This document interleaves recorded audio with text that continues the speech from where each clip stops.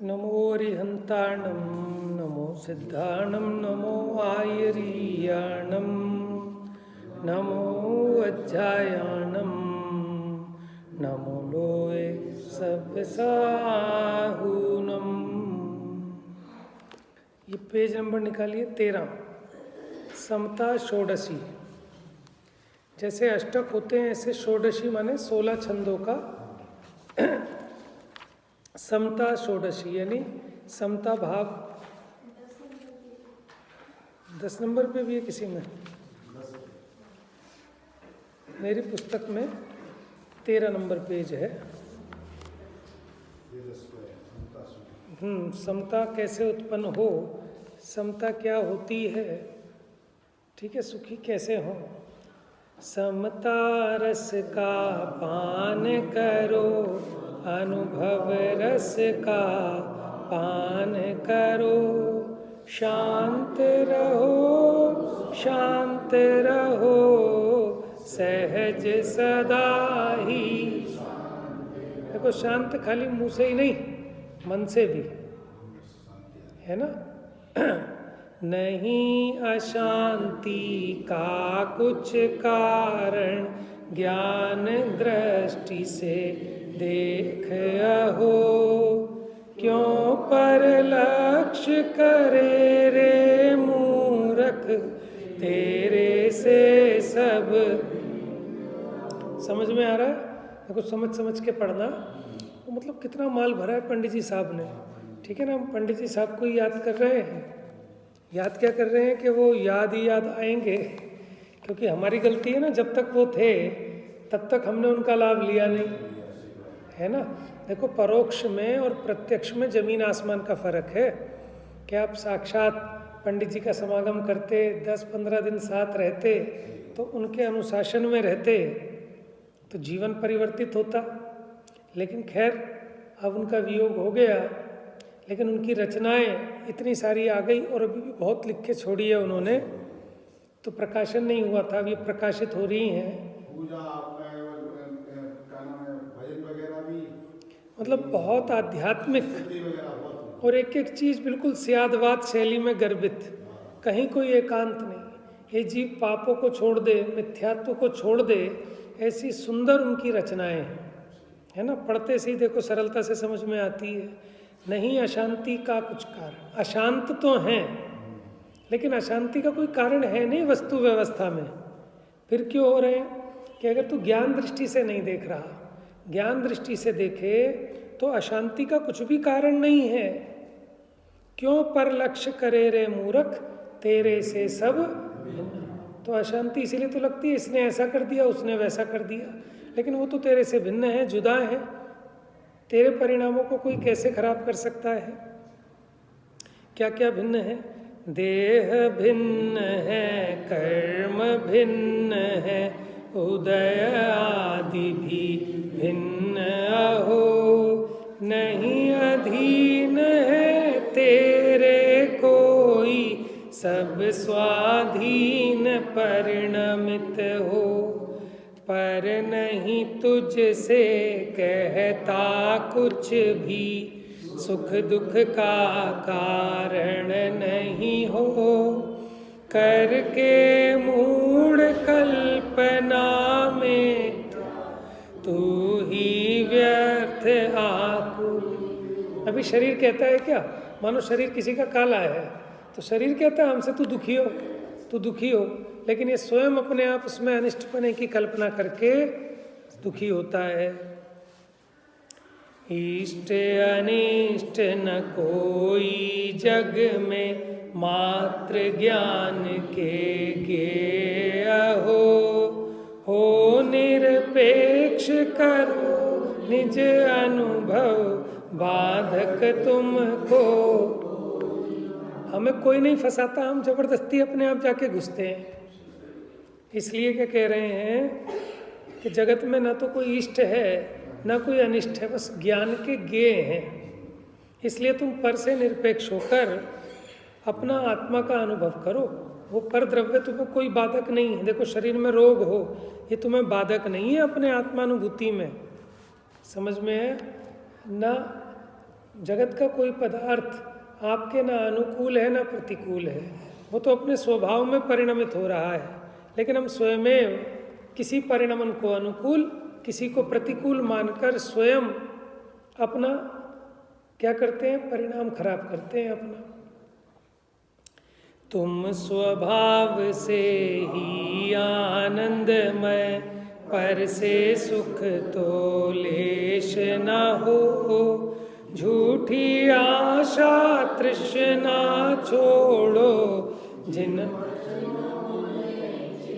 देखो कितना सार गर्भित उपदेश है, मतलब 2 लाइन में इतना रहस्य कैसे भर सकते हैं? क्या कह रहे हैं कि तुम स्वभाव से ही आनंदमय, माने जो आनंद होगा ना तुम्हें तुम्हारे स्वभाव से होगा, पर से नहीं हो सकता। इसलिए झूठी आशा और तृष्णा को छोड़ो, अब जिन वचनों में अपना चित्त लगाओ, क्योंकि वही बताने वाले हैं सच्चे सुख का मार्ग।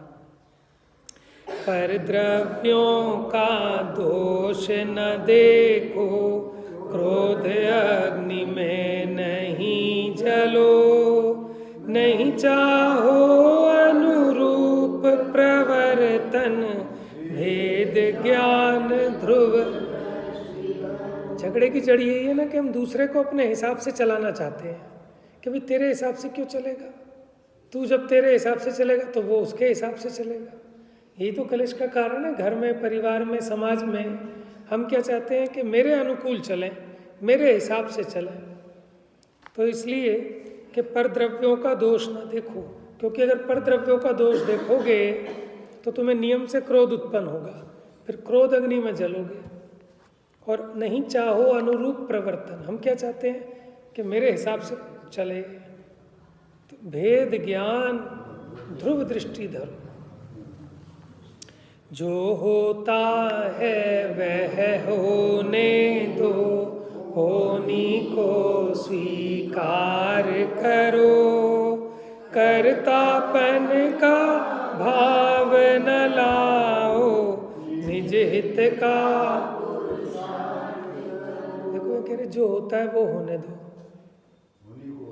ठीक है। और कोई कहे मैं तो नहीं होने दूंगा, तो कर भी क्या सकता है, करके दिखा। कर तो कोई कुछ नहीं सकता ना, लेकिन क्या होता है कि स्वयं खेद खिन्न होता है। तो क्या करें, अगर स्वयं खेद खिन्न नहीं होना तो वही है जो हो रहा है, तो उसको स्वीकार करो, कर्तापन का भाव न लाओ। सारा का सारा कलेश पर द्रव्य में अपने कर्तापने का है। जहाँ कहीं समाज में झगड़े हैं, कहीं कहीं ग्रुपों में, मित्रों में, फैमिली में, सब काहे के हैं कि कर्तापन के हैं कि मैं लीडर हूँ, मेरे हिसाब से होना चाहिए, जैसा मैं कह रहा हूँ ऐसा क्यों नहीं हुआ। भैया अपने हित में लगाओ अपनी बुद्धि, कर्तापना करना है ना तो दूसरे में मत करो, अपने कल्याण में करो ना। दया करो पहले अपने पर, आराधन से नहीं चिगो, कुछ विकल्प यदि आवे तो भी संबोधन समतामय।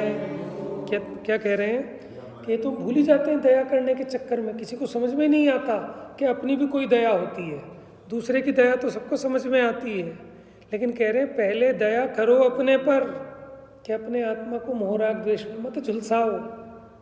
तो पहले दया करो अपने पर, आराधन से नहीं चिगो। अपनी आराधना से चिग गए तो तुमने अपनी आत्मा पे दया नहीं की। अपने कल्याण में लगो, अपना कल्याण करो, यही अपनी दया। तो कुछ तो दया कर लो भैया अपने पे, है। कुछ विकल्प यदि आवे तो भी, माने अगर पर की दया करने का कुछ विकल्प आया ना तो भी संबोधन समतामय हो, हट नहीं होना चाहिए, जबरदस्ती नहीं, किसी को दुत्कारना नहीं, अपमान नहीं करना, समता भाव से। इसकी योग्यता हो तो मान ले, नहीं हो तो ना माने। यदि माने तो सहज योग्यता, अहंकार का भाव न हो, नहीं माने भवितव्य विचारो, जिससे किंचित। ऐसे नहीं, तो एक रचना है, हर रचना में उन्होंने पूरा कि कोई कहता ना साहब धर्म कैसे करें, क्या विचार करें, भेद ज्ञान कैसे करें, सामायिक कैसे करें, बताओ इतना खोल खोल के बता दिया एक एक बात।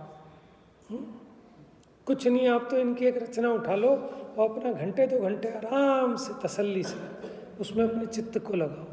पूरा समय सार आ गया, प्रवचन सार आ गया, नियम सार आ गया, पूरी पूरी गाथाएं माने अपनी रचनाओं में, पूजाओं में पंडित जी साहब ने कितने सरल शब्दों में प्रस्तुत कर रखी हैं। हम सुबह पढ़ते तो हैं, हूँ द्रव्य दृष्टि से अति पवित्र परिणति मात्र, चिर से ही पर में भ्रमित हुई शुचिकारी तब आ। देखो कैसे द्रव्य और पर्याय का सुमेल है। हम पढ़ तो जाते हैं लेकिन उसको समझो तो कितने गंभीर अर्थ हैं। है? मैं पाप तो तजा है, अब पुण्य भी तजूंगा। माने जो कुछ भी पढ़ो समझ के पढ़ो, तब आनंद आएगा। ठीक है, आप 2 पूजा नहीं करो, 1 करो, 1 नहीं करो, आधी करो, लेकिन वो समझ के, रस तो तभी बनेगा ना, उसका फायदा क्या है फिर। ठीक है ना। तो आप एक लाइन ऐसी नहीं होनी चाहिए जो आपको समझ में ना आए। नहीं आए तो पूछो किसी से भी, पड़ोसी से पूछो, उसको भी नहीं आए तो और किसी ज्ञानी से पूछो, लेकिन आनी चाहिए ना। टाइम खराब करने का क्या मतलब है। देखो हम मेहनत भी करें और उसका फल नहीं आए तो क्या फ़ायदा। समझ में, इतनी ठंड है, इतनी ठंड में आ रहे घर से उठ के और फिर आनंद नहीं आए तो फिर क्या फ़ायदा हुआ। ठीक है, नुकसान तो है ही नहीं, फ़ायदा तो है ही। ठीक है, लेकिन फिर भी जो लाभ किया जा सकता है उतना मैक्सिमम करना चाहिए ना। दुकानदार भी दुकान खोल के बैठता है, ठीक है, अब उसके ऊपर है कि 10,000 कमाए कि 1 लाख। अगर वो हिसाब से अपनी दुकानदारी चलाए, नरमाई से व्यवहार करे, ठीक है ना, रीज़नेबल मार्जिन रखे, अच्छी क्वालिटी की चीज़ दे, तो प्रॉफिट ज़्यादा भी कमा सकता है। और अगर उसका व्यवहार ख़राब हो, लूटपाट मचाए, तो थोड़ा ही प्रॉफिट कमा पाएगा। तो प्रॉफिट तो कमा रहा है, कोई थोड़ा कमा रहा है, कोई ज़्यादा कमा रहा है, लेकिन कोशिश क्या होती है कि जब मैं दुकान खोल ही रहा हूँ तो मैक्सिमम प्रॉफिट कमाऊँ ना। तो जब हम कर ही रहे हैं, समय भी लगा रहे हैं, ठीक है, सारी परिचय भी सह रहे हैं, तो उसका मैक्सिमम लाभ लेना चाहिए ना, कि अपने को आनंद का परिपाक हो। तो क्या कह रहे हैं, अगर वो सामने वाला हमारी बात को मान जाए तो आप ये समझना कि उसकी सहज योग्यता है समझने की, उससे अहंकार का भाव नहीं होगा। और आपको हाँ मैंने इतने सुधार दिए, मैंने इतने लोगों को तत्व ज्ञान से उनके जीवन बदल दिया, तो अहंकार होगा। और आप मानो इनकी योग्यता थी तो सुधर गए, ठीक है ना, तो अहंकार का भाव ना हो। और अगर नहीं माने तो भी उसकी भवितव्यता का विचार करो, उसकी होनहार का विचार करो, फिर खेद नहीं होगा। ये तो कहोगे यार हम तो पागल हो गए, समझा समझा के इनके एक बात समझ में नहीं आती। तो उसकी होनहार का विचार करो, समता आएगी। हीन भाव जीवों के लख कर, ग्लानि भाव नहीं मन में हो।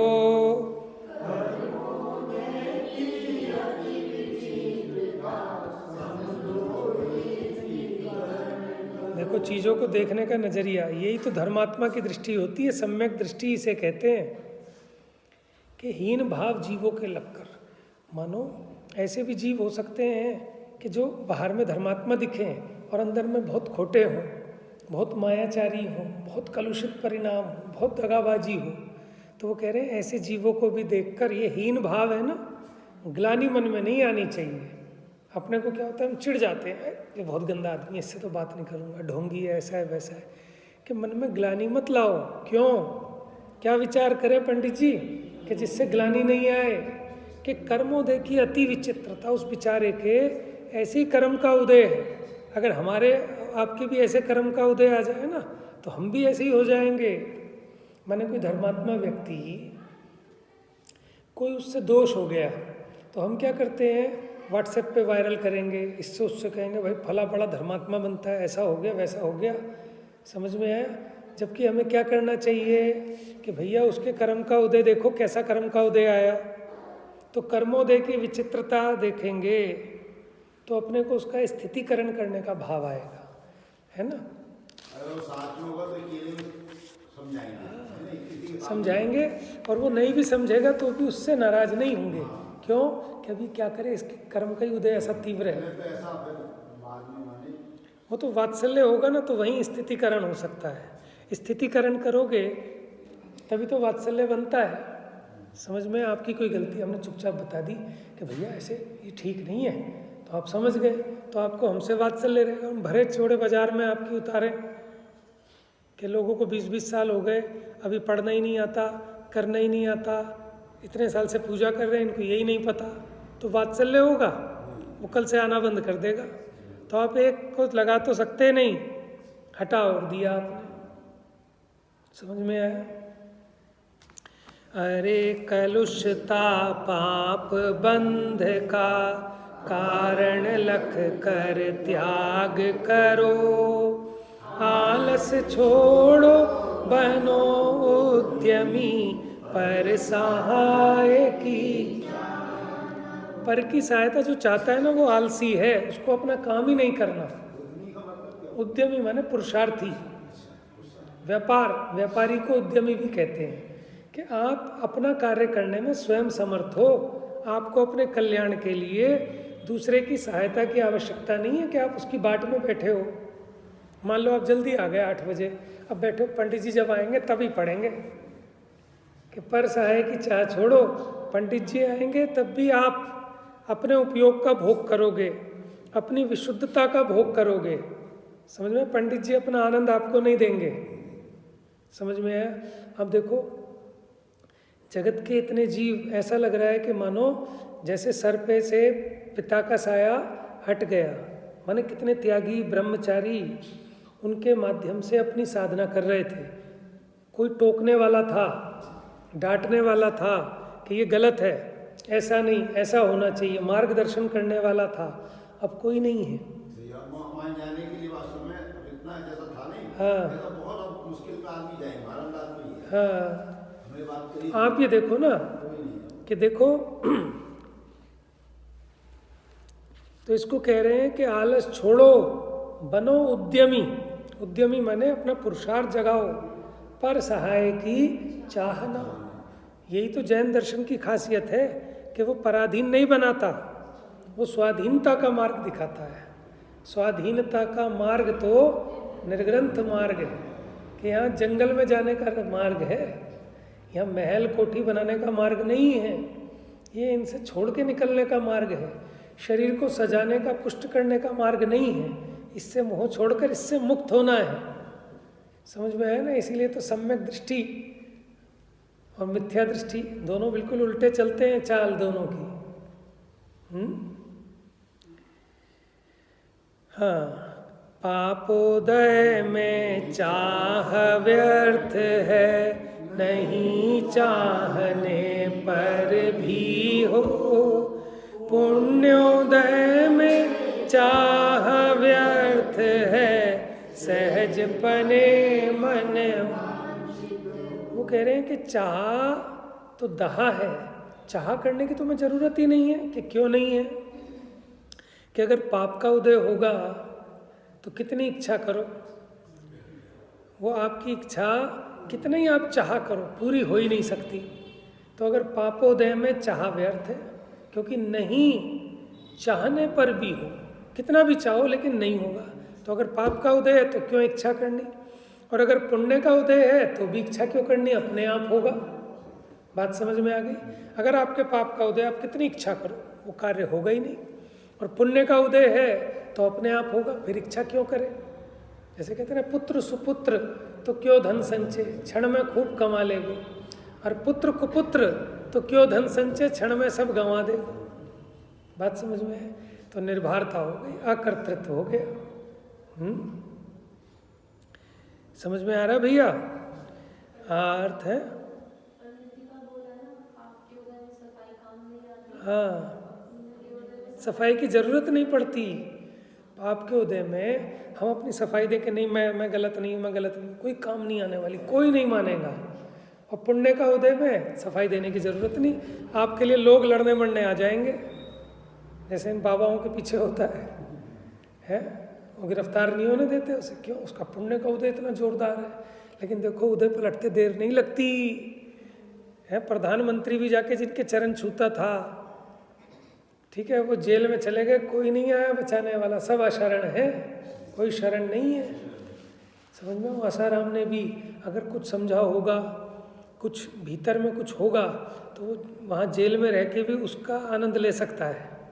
ठीक है ना, हम तो कह नहीं सकते सही गलत क्या है, ये तो सब मीडिया और ये सब चीज़ें आज के डेट में कोई कुछ नहीं कह सकता कि कौन सही है कौन गलत है। समझ में? पाप का उदय है तो सब गलत दिखाई देंगे, पुण्य का उदय है तो गलत का भी सिक्का बसता है। तो ये तो पाप पुण्य के खेल हैं, हमें किसी को सर्टिफिकेट नहीं देना चाहिए। ठीक है ना, न्यूज़ चैनल पे वीडियो वायरल हो गई, फेसबुक पे आ गया कि फला बाबा खराब है, तो आप कुछ नहीं कह सकते, उसका पाप का उदय है ना। तो वो सेठ सुदर्शन जैसे को सूली पे चढ़ा दिया था, वो तो उनका पुण्य का उदय आ गया। ऐसे ऐसे कितने निपट गए होंगे, वो तो एक उनका कह दिया कि उनका ऐसा पुण्य का उदय आ गया कि वो सूली सिंहासन बन गई। लेकिन जरूरी थोड़ी ही है, उनका पुण्य का उदय नहीं होता और सूली सिंहासन नहीं बनती, तो क्या वो झूठे थे, वो गलत थे क्या?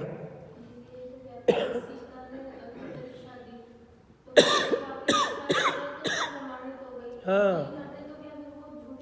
हाँ, अगर वो देवों ने उस अग्नि को जल रूप कन्वर्ट नहीं किया होता तो इसका मतलब ये थोड़ी था कि सीता जो है शीलवान नहीं है ना। ये तो प्रेरणा देने के लिए प्रथमन युग में इस तरह की कथाएं मुख्य करके कही हैं।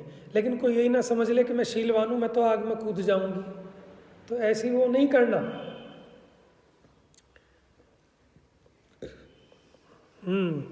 मतलब वाकई में देखो कि अगर तसल्ली, एक तो खाली पढ़ने के लिए पढ़ लेना वो नहीं, आप तो स्वाध्याय की जगह कुछ मत करो, पंडित जी की कोई भी एक रचना लेके बैठ जाओ बस, लेकिन उसका स्वाध्याय करो। तो बताओ, अब कुछ कहने को बच्चा कोई कह सकता है इतनी बात जितनी इन्होंने एक एक ऐसा लाख बात की बात एक कह दी है।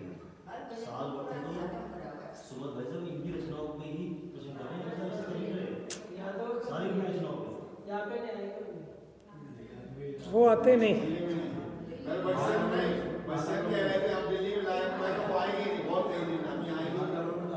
एक बार में वैसा मैं कह रहा हूँ, आज से जो भिंड में रहता था 85-90 की बात होगी, एक बाल्टी में खाना बनाना और कपड़ा धोना सारा अपने धोते हुए एक ही में था, एक बाल्टी का नियम था। तो आप परिचय में थे पंडित जी साहब के तब? जानता था मैं, पंडित जी ये धीरज है, धीरज के समाज के माने रमेश थे, अगर केरल के रहने वाले हैं, इनके भैया मास्टर है, वहीं रहते हैं।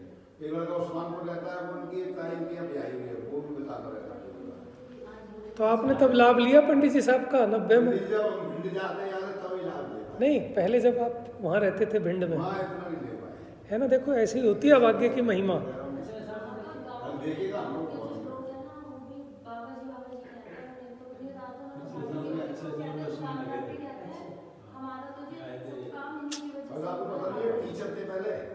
हाँ हाँ हाँ, यहाँ जो रुके थे तो वो तारे वहाँ किसी आदमी का जाने क्या मर्डर हो गया था, तो वो आदमी क्या मर गया ना, ऐसा बताया था उनके बताते रहे, तो उनको ताइयों में आए वो बता रही, तो कह रहे तो उनको बैराग में ऐसा जाता उनका उस समय ये क्या हो उस दिन से रहने वाले वहाँ से थे। तो ऐसे ही होता है। देखो अपने माने भिंड में रहे लेकिन तब लाभ नहीं ले पाए, है ना। तो हमें तो भिंड की महिमा ही पंडित जी की वजह से है।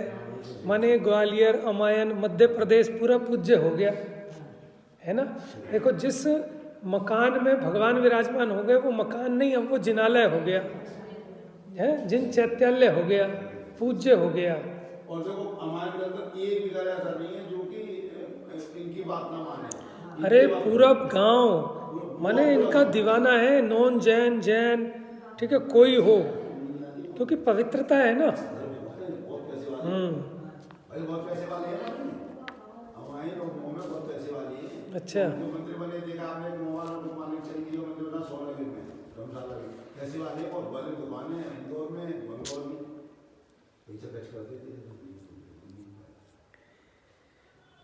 देखिए संयोग का वियोग तो निश्चित है, सबका ही होना है, लेकिन बात ये है कि वो कोई रत्नों की दुकान खुली अपने बाजार में और बंद हो गई। अब जिसने रत्न ही नहीं लेने उसको तो क्या फ़र्क पड़ना है, ठीक है। और जिनने लेने थे उसकी गलती है कि उसने प्रमाद किया। मैं ये सोच रहा था इस समय में सुमन प्रकाश जी को गद्दी संभाल लेनी चाहिए। कोई गद्दी क्या है, ये तो माने उनके शिष्य पक्के थे वो। हाँ हाँ अभी भी है। देखो कोई किसी की क्षतिपूर्ति नहीं कर सकता, ठीक है, कोई किसी की गद्दी नहीं संभाल सकता, लेकिन हर एक जीव का अपना अलग विशुद्धता है, अलग पवित्रता है, अलग पुण्य है ना। ये भी तो देखो पवित्रता तो है ही, लेकिन उस पवित्रता के साथ ऐसा पुण्य भी है ना कि जो उनका एक बार सुन ले वो उनका दीवाना हुए बिना नहीं रहता। आपने खाना खाया, वो पट्टे पर खाना बैठ डाल के खिलाएंगे 3 घंटे के में आपका पानी 2 घंटे देगा अपने वो तो उनके खाने की व्यवस्था भी अलग हिसाब पट्टे पे डाल के वैसे तो कह रहे हैं आगे देखो, आर्त ध्यान कर बीज दुख के बोना तो अविवेक आहो, धर्म ध्यान में चित्त लगाओ होए निर्जरा बंध न हो। क्या करते हैं हम, जब भी कुछ प्रतिकूलता होती है आर्त ध्यान कर करके दुख के बीज बोते हैं। जब दुख आता है तो क्या करते हैं, दुख के बीज बोने लगते हैं, क्योंकि आर्त ध्यान करते हैं ना तो कहते हैं भैया ये तो अविवेक है। क्या करें फिर कि अब धर्म ध्यान में चित्त लगाओ कि पहले आर्त ध्यान के बीज बोए थे तो उसका फल अभी आ रहा है दुख, और फिर दोबारा आर्त ध्यान करोगे तो फिर दुख ही दुख आएगा। तो क्या करें कि जब प्रतिकूलता हो धर्म ध्यान में चित्त लगाओ तो क्या होगा कि कर्मों की निर्जरा होगी, बंद नहीं होगा, ठीक है। कभी कोई दुख हो, कोई प्रतिकूलता हो, हम आर्त ध्यान करने बैठ जाते हैं। आर्त ध्यान नहीं करेंगे, धर्म ध्यान करेंगे और ज़्यादा करेंगे। एक पूजा करते थे अब 2 पूजा करेंगे, 1 घंटा स्वाध्याय करते थे अब 2 घंटा स्वाध्याय करेंगे। कर्म की भी निर्जरा हो जाएगी और चित्त में शांति आएगी। बात समझ में आई। करो नहीं कल्पना असंभव, अब यथार्थ स्वीकार करो, उदासीन हो पर भावों से सम्यक तत्व विचार करो। क्या कह रहे हैं, मैंने ऐसे ही लग रहा है कि पंडित जी उपदेश दे रहे हैं अपनी एक एक पंक्ति में। पहले पुरानी फिल्मों में देखा जैसे माँ ने चिट्ठी भेजी, अब वो बेटा माँ से दूर रहता है, वो चिट्ठी पढ़ता है तो चिट्ठी में क्या दिखती है, माँ की फ़ोटो दिखती है, तस्वीर, उसको बोल रही है माँ जैसे, ठीक है ना। तो अब ये रचनाएं पढ़ो आप तो ऐसा लगता है कि पंडित जी उपदेश दे रहे हैं, समझ में है ना, कि पंडित जी कहाँ हैं, कि हमारे यहाँ हैं। समझ में आया। तो मैंने खूब हैं अब तो, मैंने उनके वीडियो और यूट्यूब पे आ गए। ये तो हमारा प्रमाद है ना, हम सुनते नहीं हैं। नियम लो कि डेली एक प्रवचन जरूर सुनेंगे, पूरी भाव विशुद्धि हो जाएगी। उनके जैसा कोई वक्ता भाई मुझे तो दिखाई नहीं देता। हाँ, मतलब आपकी लाइफ के लिए उपयोगी, प्रैक्टिकल, कि तुरंत आपका दुख मिटता है सुनते ही।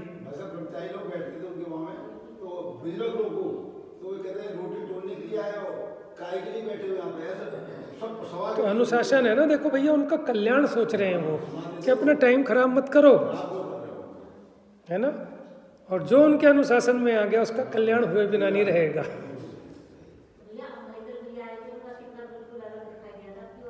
हाँ, चेंज हो गए एकदम। पहले कितनी चंचलता थी, अब कितनी गंभीरता आ गई इनमें। देखो ये होता है संगत का असर। चंदन के वृक्ष पर कुल्हाड़ी भी मारो ना तो वो चंदन का वृक्ष उस कुल्हाड़ी को भी सुगंधित कर देता है। बड़े बड़े डाकू भी सुधर जाते हैं सत्संगति से, है ना। तो मतलब बहुत बड़ा नुकसान हुआ है किनका है। देखो अब इसमें दोनों अपेक्षाएं हैं कि देखा जाए कि जिसको तत्व की महिमा आ गई, जिन्होंने वो तत्व समझ लिया, उसको तो कोई नुकसान नहीं है, और जिन्हें नहीं समझना उसका भी कोई नुकसान नहीं है। लेकिन अभी जो और जीव उनके निमित्त से लगते, उन विचारों का अभाग्य, उनका भाग्य ही नहीं था।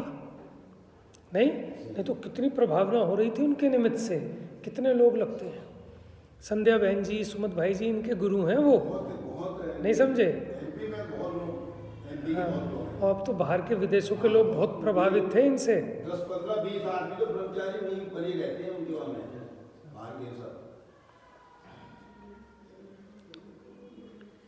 तो कह रहे हैं करो नहीं कल्पना असंभव। हम क्या करते हैं, हम ऐसी ऐसी कल्पनाएं करते हैं जो असंभव है, तो दुखी होंगे ही होंगे।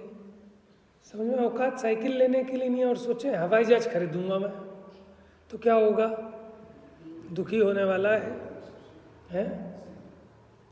जिस पानी में से तेल निकल नहीं सकता, मैंने प्रतिज्ञा ले ली कि इसमें से तेल निकाल के छोड़ूंगा, क्या होगा? कि मरोगे बस अब तो। वो तेल तो निकल पाएगा, तुम्हारा तेल निकल जाएगा। तो ऐसे ही तो हो रहा है कि हम असत कल्पनाएं करते हैं जो असंभव है, कि 5 इंद्रिय के विषय भोगों में से सुख निकालना चाहते हैं, तो जड़ में तो सुख नाम का गुण ही नहीं है, कहाँ से निकलेगा? तो हम दुखी हो जाते हैं बस। तजो संग लौकिक जीवों का भोगों के अधीन न हो, सुविधाओं की दुविधा त्यागो एकाकी। देखो सुविधाएं जो है ना बहुत बड़ी बाधक हैं आत्म कल्याण में।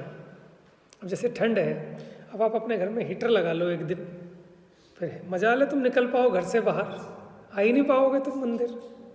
समझ में है ना? तो वो ठीक है एक लिमिट तक, लेकिन ज़्यादा सुविधाओं की जिसको आदत पड़ गई वो फिर बड़ा बाधक हो जाती है वो चीज़ें। तो इसलिए थोड़े जीवन में थोड़ा बहुत परिचय सहना चाहिए, थोड़ा तप भी करना चाहिए। उससे क्या होता है कि प्रमाद नहीं आता, अपनी आदतें खराब नहीं होती। तो तजो संग लौकिक जीवों का। लौकिक जीव कौन है? कि जिनकी दृष्टि हमेशा लौकिक माने बहिर्मुखी रहती है। उसके पास बैठ जाओगे कि भाई साहब एक काम करा देते हैं, आपको फ़ायदा हो जाएगा, आपकी एफडी करा देते हैं, आपको एक मकान दिला देते हैं सस्ता, आप ये धंधा कर लो, आप वो कर लो। ये है लौकिक जीव, जिनको लोक के कार्यों के सिवाय कुछ नहीं सूझता। तो ऐसे जीवों के संग से बचो, भोगों के अधीन न हो, सुविधाओं की दुविधा त्यागो, एकाकी अकेले शिव पंथ चलो। ये मत सोचो कि कोई मेरे साथ चलेगा तो मैं धर्म करूंगा। समझ में है? अति दुर्लभ अवसर पाया है, जग प्रपंच में नहीं पड़ो, करो साधना जैसे भी हो, यह नर भव अब सफल।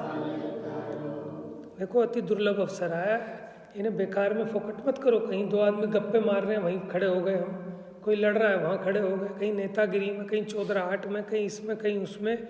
इन चीज़ों में समय गंवाने का टाइम नहीं है। अपना टारगेट उस पर फोकस रहना चाहिए अपना, कि क्या करना है मुझको, है ना? अपने परिणामों की संभाल पे, अपने मोक्ष मार्ग को प्रशस्त करने में।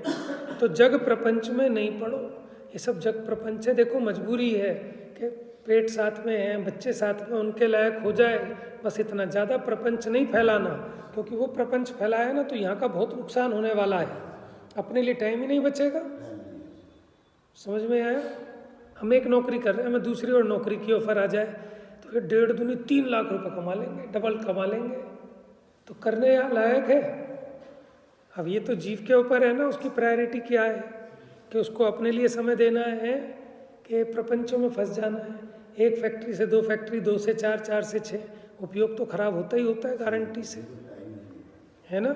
कई लोग कहते हैं साहब अपना कुछ काम नहीं, हम तो पूरे दिन घर में पड़े रहते हैं, एक मकान वहाँ खरीदा वहाँ बेच दिया, वहाँ खरीदा वहाँ बेच दिया, वहाँ खरीदा वहाँ बेच दिया। तो लगता है, लेकिन उसका पूरा उपयोग उसके अंदर घुस जाता है। समझ में आया? तो इसलिए अति दुर्लभ अवसर आया है, जग प्रपंच में नहीं पड़ो, बस जितने से काम हो जाए कम से कम में करो साधना जैसे भी हो।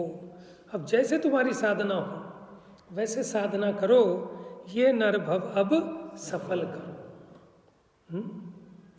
तो पूज्य पंडित जी साहब का कल देह परिवर्तन हुआ। देखो वो तो आनंद में थे, उनके तो शरीर में वो पैरालाइज हो गया था आधा, है ना, और फिर भी देखो आप उनकी मुद्रा देखो, उनके वो फोटो वगैरह जो आते थे कैसे प्रसन्न है। नहीं तबीयत ठीक नहीं होता, आप देखो ना वो पकड़ के चलते थे, उनके पैर कहाँ उठ रहा था। लोगों ने कई जगह में बंदा वगैरह कराई है। हाँ तो सही कहाँ हुए, पकड़ के लेके जा रहे थे वो। अच्छा, तो आप ही सोचो, देखो ज्ञानी अपने को ज्ञान रूप से देखते हैं तो कुछ भी नहीं घटा मेरा, और अज्ञानी हो वो तो डिप्रेशन में आ जाए। डॉक्टर जरा सी रिपोर्ट खराब बता दे तो इसकी और ज़्यादा रिपोर्ट खराब हो जाए। यही तो कला सीखने लायक है ज्ञानियों से, कि कैसी विपत्ति, वो उसे अपनी विपत्ति देख ही नहीं रहे। ये मिथ्यात्वादी भाव ये हमारी विपत्ति है, समझ में है। देखो ज्ञानी की क्या है वो,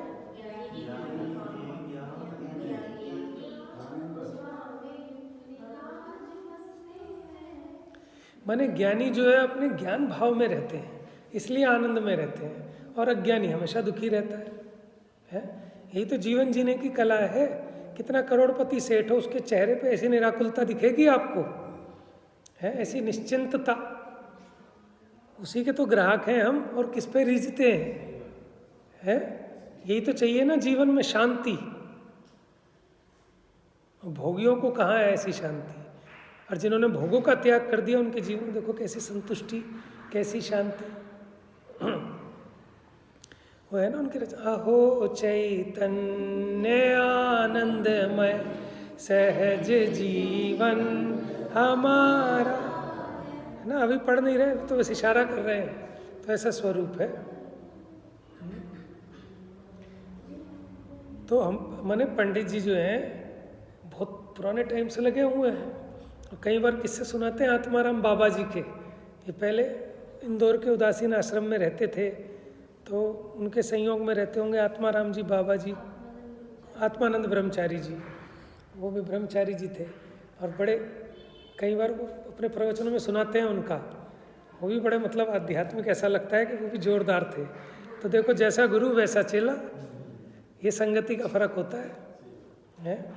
अब आप भी सोचो, हमने तो सुमत भाई जी को देखा था तो हमें लगा, जब उनके मुंह से एक आध बार नाम सुना कि पंडित जी ऐसा कहते हैं, तो हमें तो पता ही नहीं कौन पंडित जी कह रहे हैं, कौन पंडित जी। बाद में पता चला, फिर संध्या बहन जी के जब संपर्क में आए तो उन्होंने सबको बहुत प्रेरणा करी कि पूज्य पंडित जी हैं, अभी विराजते हैं, भैया जाओ सब मिल के आओ, एक बार देख तो लो, एक बार दर्शन तो कर लो। तो तब हम लोग गए। तो हमें ये था कि जब सुमत भाई साहब इतने ज़बरदस्त हैं, उनके गुरु कैसे होंगे, क्या होंगे। और जैसा सुना था, जैसा सोचा था, उससे कहीं ज़्यादा पाया। समझ में आया कि मतलब इतनी गंभीरता। माने वो 1 घंटे का प्रवचन जो हमने सबसे पहली बार मऊ में जाके सुना, और पसीने में सब भीग गए थे, क्योंकि वो एक नीचे का जो हॉल था मऊ मंदिर में नीचे, तो वो भी दरवाजे बंद हो जाते थे मऊ में।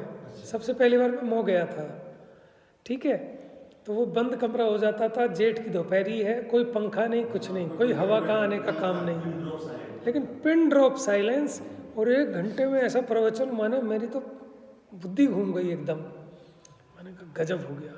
माने कितनी कितनी कितनी बात, और एकदम, और एक एक बात उनकी सूत्र वाक्य, ऐसी नहीं हल्की नहीं, बड़ी गंभीर और बड़ी गहरी बातें। समझ में है ना। हम तो मतलब उनके मुरीद हो गए एक तरह से। फिर भिंड में गए, एक बार हमें पता चला शिविर लग रहा है, और हम यहाँ कल्पना बहन जी आई हुई थी, तो हम उनको छोड़ के, फिर भी उनका लाभ छोड़ के उस्मानपुर में आई थी ना, तो हम भिंड चले गए। और जब हम भिंड गए पता चला वो शिविर ही कैंसिल हो चुका है।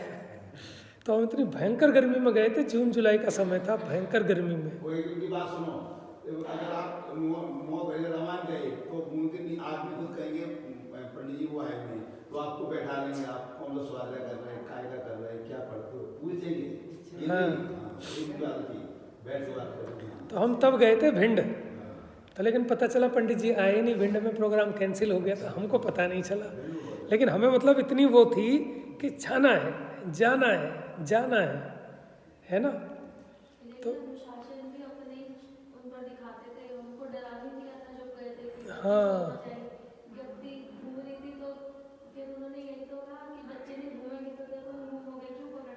तो अभी क्या है कि जो उनके वहाँ रहते हैं उन पे फुल अनुशासन है। तो वो ऐसा पैनिक कर देते, "ओ, ऐसे नहीं, वैसे नहीं, ये नहीं, वो नहीं, वैसे नहीं करना, ये नहीं करना।" लेकिन जब वो देखते हैं, क्योंकि गुरु को पता है कि कौन कैसा क्या है, किसको डांटना है, किसको पुचकारना है, सेम काम के लिए। ये बात सही थी वहाँ पे। ये दीपक वगैरह आते थे, नवीन वगैरह, मैं तो पहली बार गया, तो मैं जो बोला था बोल दिया पंडित साहब ने। फिर उन्होंने अपना जो बोला था उन्होंने बोल दिया, फिर बाहर आए, ऐसे कैसे बोल दिया? मैं तो ऐसे बोल दिया, कह रहे हम तो आज तक नहीं बोल पाए। मतलब वो इतना पैनिक से रखा। हाँ, तो माने उनको पता है कि किसको धमकाना है, किसको नहीं धमकाना है ना। जैसे उतारिए लोगों ने हवा मचा दी, बच्चों को चुप करा लेना, ये ना करें, वो ना करें। और जब बच्चों को रोकने लगे दूसरे लोग, उन्होंने कहा, अरे भैया बच्चे शोर नहीं मचाएंगे तो तुम मचाओगे क्या? तो माने प्रैक्टिकल। और एक तरीके से जैसे वो होते हैं ना आचार्य, कि उनको पता है कि किसको क्या कहना है, कैसे पनिशमेंट कितना देना है, आचारवान, आधारवान, व्यवहारवान, अवपीड़क, है ना, किस प्रकार प्रायश्चित देना है, ऐसी सब विधाओं के वो ज्ञाता थे। समझ में आया ना। और नज़र देख के पहचान लेते हैं कि क्या सामने वाला सोच रहा है। समझ में आया ना। और शास्त्र में बैठते ही पहले मंगलाचरण होता है, इतने में ऐसा एक नज़र घूमती है, सब एकदम सावधान। आप उनकी मुद्रा देखो, समझ में। वो आके बैठेंगे, नमो ओरियंतानम, नमो सिद्धानम, नमो आयरियाणम, इतने में ही कोई उनकी एक नज़र में सबको एकदम अनुशासित कर देते थे। ज़्यादा कुछ कहना नहीं पड़ता, उनकी एक नज़र ऐसे हम देखते हैं ना, जैसे घूमती थी ऐसे, उसी में सबको देख लिया और सब हो गया। बड़ा अफसर शांति सुनता है, हाँ, छोटा अफसर की मतलब लैंग्वेज अच्छी नहीं थी, ऐसे ही पसंद हुआ। मैंने कोई चीज़ उनके शिष्य से पूछी तो वो सुन नहीं पाया वो बात, मतलब वो उसको हजम नहीं कर पाया। फिर मैंने वही बात उन्हें जरूरत थी, उन्होंने सहजता सुनी पूरी बात सहजता, मतलब ये ही नहीं वो मतलब बताओ, अब उनसे उम्मीद थी, उनसे उम्मीद थी। तो वही है ना कि ऊपर ऊपर बढ़ते जाओगे तो उतनी धैर्य, उतनी धीरता, उतने गुण बढ़ते जाते हैं। आप माने जैसे मान लो पुलिस स्टेशन जाओ, तो सबसे छोटा होगा ना नीचे का हवलदार, चपड़ासी लेवल का, वो ऐसा करेगा, ऐसा धमकाएगा जैसे वही पता नहीं बहुत बड़ा साहब है। अब जितना ऊपर होते जाओगे वो उतने पोलाइट हो जाएगा। और आप सीधा कमिश्नर के पास चले जाओगे ना, वो आपको बैठाएगा भी, चाय भी पिलाएगा, आपकी बात भी प्यार से सुनेगा। तो आदमी की वाणी से उसका लेवल पता लगता है। समझ में आया ना। तो ऐसे कितने उनके गुणों के बखान करें, ठीक है, कर नहीं सकते, लेकिन हमने मतलब मिले भी, लाभ भी लिया। और माने ऐसा लगता है कि समझो कि हमारे भाग्य हैं कि हमने साक्षात उनको देखा, उनका लाभ लिया, और उनकी ये रचनाएं बाहर आ गई, वीडियो प्रवचन आ गए, ठीक है ना। तो अपने बच्चों को उनके सुनवाओ, क्योंकि बहुत सरल होते हैं उनके, कठिन नहीं होते। वो ज़्यादा शास्त्रीय भाषा में बात नहीं करते, वो ऐसी बात करते जो सबके समझ में आए, काम की बात हो सबकी, है ना। तो यही पंडित जी साहब को तो हम श्रद्धांजलि देंगे हम श्रद्धांजलि। पंडित जी साहब ने दिया है सबको, ठीक है ना।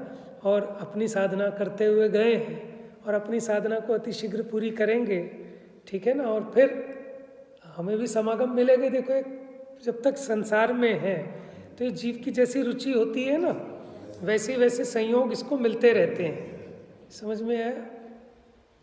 तो ऐसा जरूरी नहीं है कि देखो, वैसे तो ये है कि जो संयमी हैं वो नियम से उनको देवगति का ही बंद होता है, ठीक है ना। लेकिन कदाचित ऐसा भी हो सकता है कि मनुष्य गति बंध जाए, है ना। वो तो हाँ, क्या दिक्कत। देखो, मनुष्य गति वाला जीव चारों गतियों में जा सकता है। तो मनुष्य गति के लिए भी क्या है, अल्प परिग्रह, स्वभाव की सरलता, है ना। यही है ना, क्या है सूत्र बताओ। और एक और है ना, अल्पारंभ, अल्प परिग्रह, स्वभाव की सरलता। ये मनुष्य आयु के आश्रम के कारण है ना। स्वभाव की सरलता, अल्प आरंभ, अल्प परिग्रह, ये मनुष्य आयु के बंध के कारण है। और देव आयु के बंध के कारण क्या है, जो हम आरंभी काम करते हैं ना, जैसे ज़्यादा पानी खिलाना, परिग्रह वाला तो पैसे का होगा। परिग्रह समझ में आ गया। आरंभ क्या होता है कि हम जो व्यापार करते हैं, घर के कामकाज करते हैं, सफाई, बुहारी, झाड़ू, नहाना धोना, ये सब आरंभ कहलाते हैं जिसमें हिंसा होती है। अब कोई व्यक्ति तो ऐसा है कि नहाने के लिए 4 बाल्टी पानी बेरान करेगा, कोई व्यक्ति ऐसा है कि कम से कम में अपना काम चलाएगा, कोई झाड़ू करेगा तो ऐसा कि पानी फेंक के मारेगा, धुलाई करेगा, एक ही है देख के काम करे, कम से कम हिंसा करे, आरंभ कम करे, तो उसे कहते हैं अल्प आरंभ, अल्प परिग्रह। स्वभाव मार्दवम च, ये मनुष्य आयु के आश्रव बंध के कारण है। और देव आयु के कारण क्या है? व्रत, तप, संयम और सम्यक्त्व, ये सब देवायु के आश्रव के कारण है। लेकिन स्थूल रूप से समझना और भी कंडीशंस अप्लाइड होती हैं कि जब जीव कौन सी गति में कैसे जाए, तो ये तो मोटे मोटे बताए हैं, ठीक है ना। मुख्य पने तो जो संयम सहित मरण करते हैं वो देवगति को ही जाते हैं, समझ में आया ना। अब देवगति में क्या होता है कि मान लो यहाँ तो 7वें गुण स्थान तक पहुँच सकते हैं, लेकिन देवगति में 4थे गुण स्थान से आगे नहीं जा सकते। इसीलिए तो ज्ञानियों को वो स्वर्ग में जाना जेल दिखती है, क्योंकि वहाँ तो अटके रह जाएंगे, 4थे गुण स्थान से आगे नहीं बढ़ेंगे। और मनुष्य पर्याय में जीव अभी भी इस कली काल में भी 7वें गुण स्थान तक को पा सकते हैं, समझ में आया ना। तो अज्ञानियों को लगता है स्वर्ग में जाना अच्छा है, लेकिन ज्ञानियों को समझ में आता है कि मनुष्य पर्याय की कीमत संयम की वजह से है। यहाँ जितनी अतीन्द्रिय आनंद का वेदन हो सकता है उतना वहाँ नहीं हो सकता। देखो यहाँ तो ब्रह्मचारी रह लिए, वहाँ नहीं रहेंगे। हाँ देखो लोकांतिक का कह नहीं सकते, क्योंकि लोकांतिक एक भवावतारी होते हैं, उसके पीछे और भी नियम होते हैं। मैं बताऊं, जैसे ना उसका सुना था जो नोवे ग्रहवेक में जाते हैं, कहीं पता नहीं कहाँ मैंने सुना, तो वहाँ वही जीव जाते हैं कि जो उपशम श्रेणी से गिरते हुए जिनको आयु बंद होता है। वो तो जगत में भी जा सकता है, नौवीं ग्रह जिनको समय दर्शन ही नहीं है। तो उसकी बात होगी, फिर सर्वार सिद्धि की बात होगी, अनुत्तर विमानों की बात होगी कि जो श्रेणी से गिरते हुए आयुबंद होता है ना, जिनको मैंने मरण होता है, वो जाते हैं ऊपर के विमानों में। ऐसे ही हो सकता है लोकांतिक के लिए भी कोई नियम रहा हो, लेकिन अगर मानो देवगति में जाएगा तो वहाँ देवियों का संयोग तो मिले ही मिलेगा। अब ज्ञानी की दृष्टि में भोग बुरे भव रोग बढ़ावे, देखो ऐसा है, यहाँ से मरण करके जो विदेह क्षेत्र जाएंगे, अगर यहाँ से सम्यक तो सहित मरण करे, मानो मनुष्य सम्यक दृष्टि मनुष्य मरण करे, तो वो स्वर्ग में जाता है, देवगति में जाता है।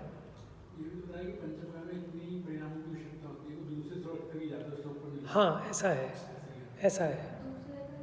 अब ये ख्याल नहीं दूसरे स्वर्ग तक है कि 5वें स्वर्ग तक है, कौन से स्वर्ग तक है ना, लेकिन ये है क्योंकि अभी इस कली काल में उतनी विशुद्धता ही नहीं होती, ऐसे ज़्यादा नीचे। अब पंचम काल का जीव 7वें नरक में भी नहीं जा सकता। विदेह क्षेत्र में क्या है, जाने को जा सकते हैं, लेकिन अगर सम्यक तो सहित मरण किया है तो वो सम्यक दृष्टि जीव तो स्वर्ग माने देवगति में ही जाएगा। मिथ्या देखो कौन जाएंगे कि वो अब सम्यक तो सन्मुख हो सकते हैं जीव, भद्र मिथ्या दृष्टि, भद्र मिथ्या दृष्टि। देखो एक नियम आया, एक संख्या बताई है कि इतने जीव यहाँ से 923 है, कितनी है उनकी काउंटिंग?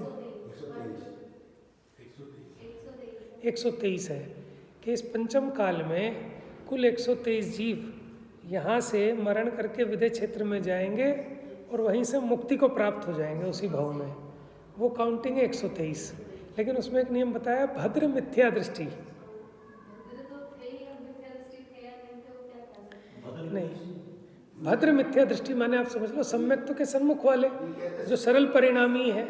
अभी सम्यक दर्शन तो नहीं हुआ, लेकिन सरल परिणामी है। क्यों? उसका रीजन है, अगर सम्यक दृष्टि होंगे तो सम्यक दृष्टि मनुष्य को आयु का बंध होगा तो देव आयु का होगा। हाँ, तो इसीलिए चलो स्वर्ग तो मिथ्या दृष्टि भी चले जाते हैं। खैर अभी ये बात क्यों कहें, सुनो आप समझो बात को कि बात तो ऐसी है कि मानो जो द्रव्यलिंगी मिथ्या दृष्टि मुनिराज हैं जो 9वें ग्रहवेग तक जाते हैं, सोचो यहाँ उनका आचरण और जीवन कैसा होगा, कि कैसे परिणाम होंगे कि जिसके फल में 9वें ग्रहवेग गए। आसान बात नहीं है, पूरी धर्म बुद्धि होती है, लेकिन कदाचित अभव्य भी हो सकते हैं, मिथ्यात्वी भी रह सकते हैं, वो भी 9वें ग्रहवेग तक जा सकता है। अंतिम ग्रीवक लोकी हद पायो अनंत विरियापद। तो हम और आप तो व्यवहार की दृष्टि से अनुमान लगाते हैं, सम्यक दृष्टि और मिथ्या दृष्टि, बाकी तो वो चीज़ केवल ज्ञान गम्य है, अपने ज्ञान गम्य नहीं है। तो इसलिए वो दशाएं कुछ भी हो सकती हैं, ठीक है ना, लेकिन हमें तो उनके माध्यम से अपने वैराग्य को पुष्ट करना है। देखो उनका कल्याण तो हो जाएगा, समझ में, हम तो अपने कल्याण को रो रहे हैं, अपने अपने सुख को रोवे पिता पुत्र दारा। हम पंडित जी के लिए थोड़े ही रो रहे हैं, हम तो अपने लिए रो रहे हैं। अब हमारा क्या होएगा, समझ में, पंडित जी का तो मस्त है अपने में, ठीक है। हमारा क्या होगा कि हम भी कभी भूल चूक हुए, कुछ हुए तो एक साधन था कि साहब पहुंच जाओ वहाँ, ठीक है, उनसे मार्गदर्शन ले लो। अब कौन है, हाँ आप ये देख लो कि कोरोना के बाद से पिछले 2 साल में माने इतने लोग जा रहे हैं, तो ऐसा लग रहा है कि देखो काल का ऐसा प्रभाव आ रहा है कि भैया जल्दी निपट लो, आगे आगे ज्ञानियों का अभाव हो रहा है ना। माने इस धरती पर से पुण्य आत्मा घटते जा रहे हैं, तो कोई ना कोई ये साइन है कि कोई बड़ा भयंकर काल आने वाला है आगे अब, क्योंकि ऐसे ही तो होगा ना कि पुण्य आत्मा पहले यहाँ से सफाया होते हैं। हम शास्त्री पारक रहते थे, तो वहाँ से धीरे धीरे जो जैनी थे निकलने लगे, तो इसका मतलब समझ लो क्या बुरी हालत आने वाली है, समझ में आया। लेकिन देखो बाकी कुछ कह नहीं सकते, ग्राफ ऐसे बढ़ता गिरता रहता है ना। तो कई बार ऐसा भी होता है कि अभी अपने को नहीं पता और ऐसे जीव तैयार हो गए हों, पात्र जीव, लेकिन देखो पुण्य हर किसी का एक जैसा नहीं होता। यद्यपि जीवों की कमी नहीं है, हम जानते नहीं, क्योंकि वो उनका पुण्य इतना नहीं है कि वो फेमस हो जाएं, प्रकाशन में है, लेकिन अपनी साधना कर रहे हैं कहीं कहीं छुप छुप के। ऐसे लोग हैं छोटे से गांव में पड़े हैं, कोई पूछने वाला नहीं है, उनको कोई दीवार नहीं है, क्योंकि पुण्य नहीं है उतना, लेकिन जोरदार पवित्रता और जोरदार साधना चल रही है। हाँ कोई नहीं जानता था इनको, सही बात है, क्योंकि उससे क्या होता है कि विशुद्धता की हानि होने के चांसेस रहते हैं। बात समझ में आई ना। अभी जीव अपने परिणामों की प्रकाश के लिए छुपा के करते थे लोग बाग,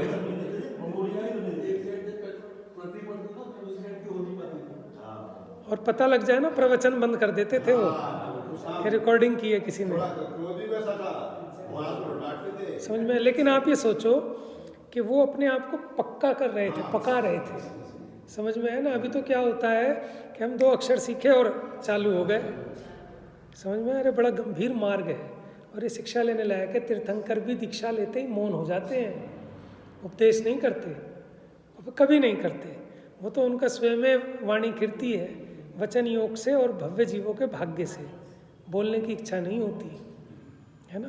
तो इसलिए मन इतने निष्प्रय थे, उनको कोई प्रशंसा नहीं चाहिए किसी की, और सुनते भी नहीं, ठीक है ना।